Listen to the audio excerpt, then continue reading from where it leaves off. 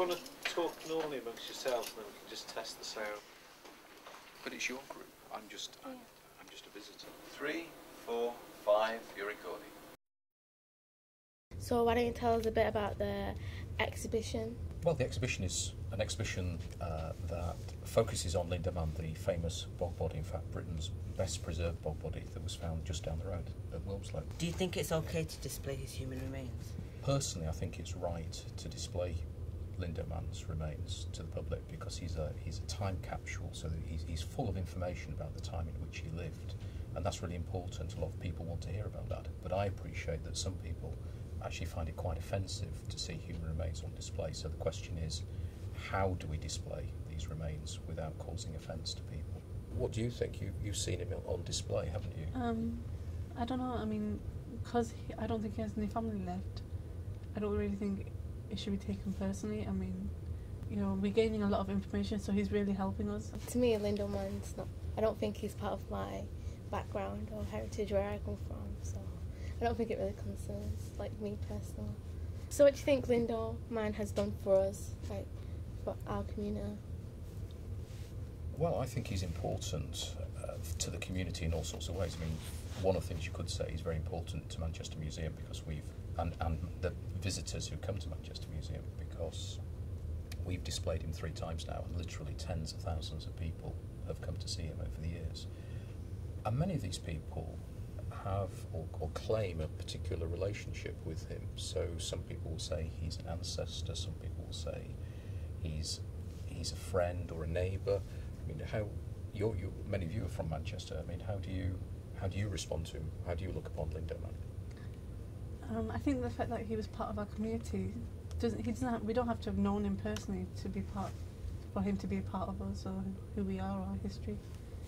So the fact that people think he might have to be moved to London, the British Museum, I think it's kind of wrong because he was found here, he died here, so he should be here, his remains should be here.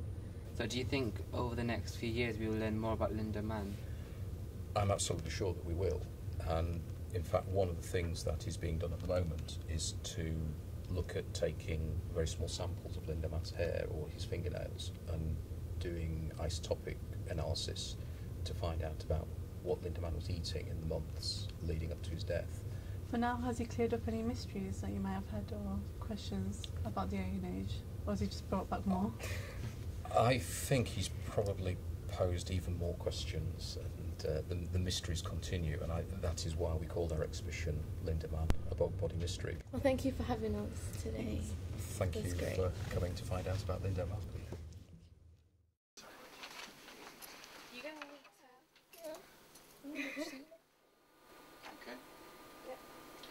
Our group is looking at different theories on how Lindow Man died. The first theory we concluded to was the triple death, and I will be asking questions to Thomas, who has come up with his own answers.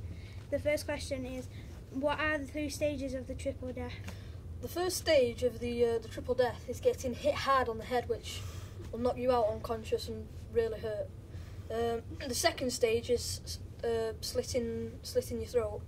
And the last stage is getting garroted, strangled. We have a replica made out of metal fibres of what would be around Lindow Man's neck and what still is, which we're not allowed to touch, obviously. It was too small. If it was about that big, you could either use it as a bracelet or it must have been really tied tightly around his neck. Another cause, so you could have been garroted with it. Tell me how the triple death was linked to the age or era of Lindow Man. It was linked to the age because it was kind of like the fashion of how you would murder someone. Was the triple death seen as sacrificial or religious, and how? Well, the triple death was seen as sacrificial because it's kind of a pagan fashion. What was the time of Lindow Man's death described as? Well, the time of Lindow Man's death was the Iron Age, from 700 BC onwards. One of our theories another theory is that he was mugged or attacked in some kind of way. So, Halima, could you tell me why would someone want to mug Lindow Man? Lindow Man was known to live in high society, so he may have carried valuables alongside him. A poor commoner or a group may have rioted against the rich and robbed a string of people with valuables. My theory is of assisted suicide. If this was assisted suicide, who would help and why? Most probably a druid trying to earn himself a place in the pagan heaven. The Lindow Man was identified as a person of high society, so his assistants could have been religious commoners who were in awe of him.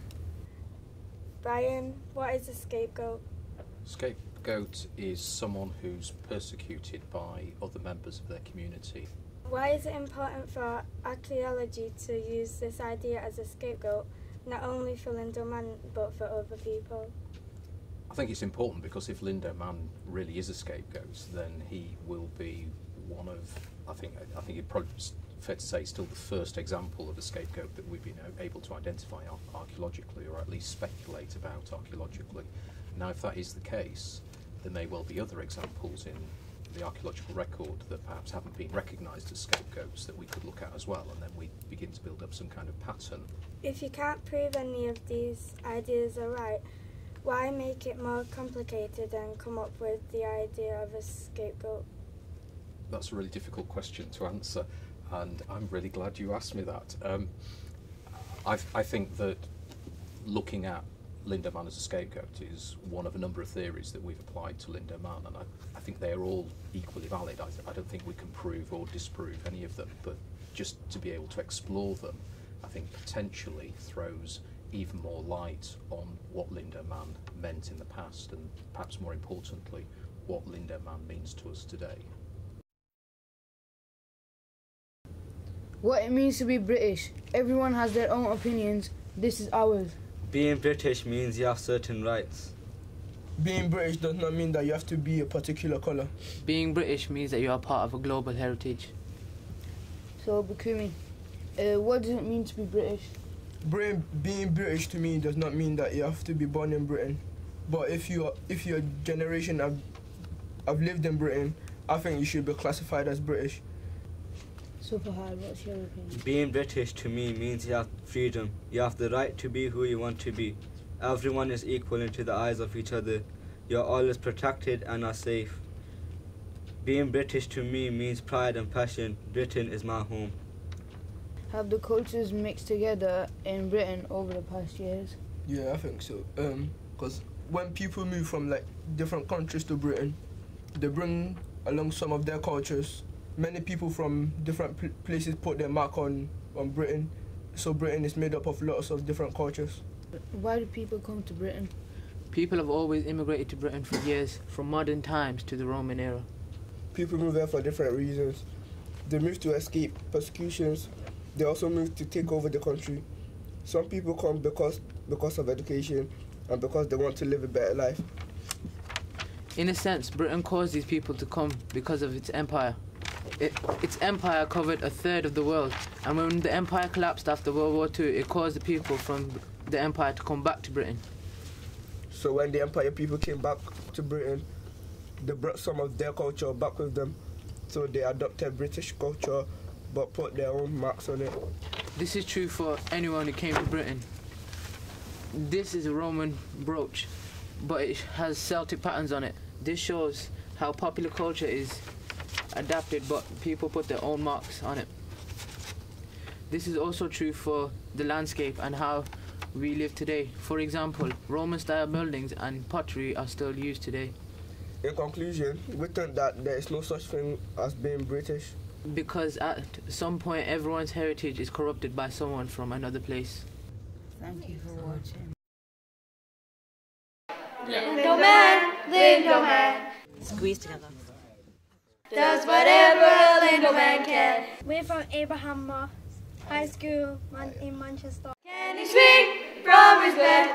No, he can't, because he's dead. Look out, here comes Lindow Man.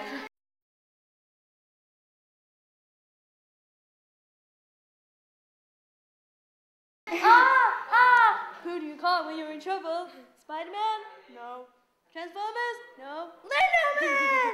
Lindow Man's my best friend!